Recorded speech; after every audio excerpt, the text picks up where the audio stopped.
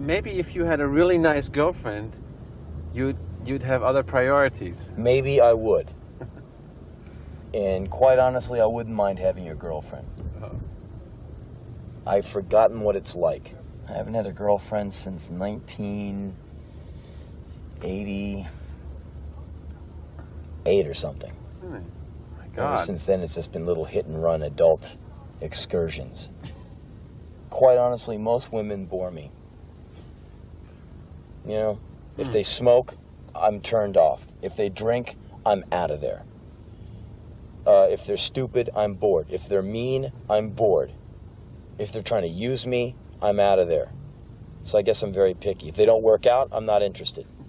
If the mind is lazy and the body's lazy, who cares? You mean working out physically? That's working right. Out. Oh, that's if they're not in shape, hey, go be fat on someone else's time. How's your stomach? Did you find anything to... It's gone. Yeah? Yeah. I finally have been prescribed the right stomach medicine after 6 years of being in constant pain. Finally, I haven't had a stomach problem for like over a year now. But I was in pain. I mean, I was in pain for so long that I didn't care if I was in a band. I didn't care if I was alive, you know. And it just so happened that I came to that conclusion at a time when my band became really popular, you know. I mean, it had been going on and building up for so many years that I was, you know, suicidal. I mean, I just didn't want to live. Just imagine trying to eat your 3 meals a day and just concentrating and just crying at times, just like, I'm in pain all the time, you know. It's so hard to deal with anxiety and depression because you don't know what's going on. You feel like you're going crazy. And it eventually, because I started getting really paranoid and thinking that medicine was bad for me and all that stuff like that, I wouldn't take any kinds of meds or anything like that. And I actually turned a little bit schizophrenic for a while. Anxiety can do that to you, where you feel like, I was feeling like my food was going to be people trying to poison me. It was really a really tough time. And that's in '98. That's when I finally, I think after my grandfather died, I went into a really bad depression and I finally gave up. I said, I gotta get clean. And my little boy, Nathan, at the time he was 3 years old, I came home drunk and he looked at me like I was a piece of shit. And I was like, okay, this is enough. I gotta get this, you know, under control. So I quit drinking. Worked for a little while. Depression came back, anxiety came back, and that's when I decided to get on meds, which helped me immensely. But this is actually imperative to shedding skin. It's my sign of it, again, rolls into the phoenix. When I came out, they had to put me in a coma. My body had shut down, and I wasn't there.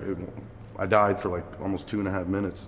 And so I woke up like, I think it was 3 days later. I didn't recognize myself, let's put it that way. I couldn't walk for 2 days. They had to help me outside, and they had to help me use the bathroom.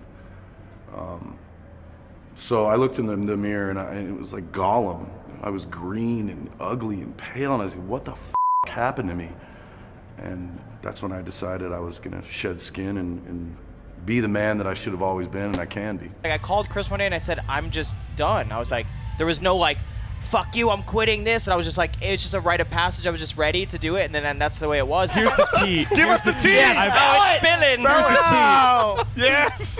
I blame myself. There we go. We'll say it. How hype are you for this upcoming tour? I don't want to go on tour. I have bronchitis. I'm just like, damn, I hope I don't have a cough on tour. That's the answer everyone was hoping for. Yeah.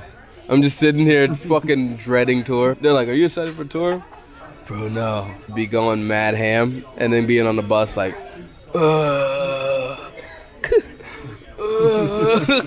concussed. What's wrong with me? My goal is isolation.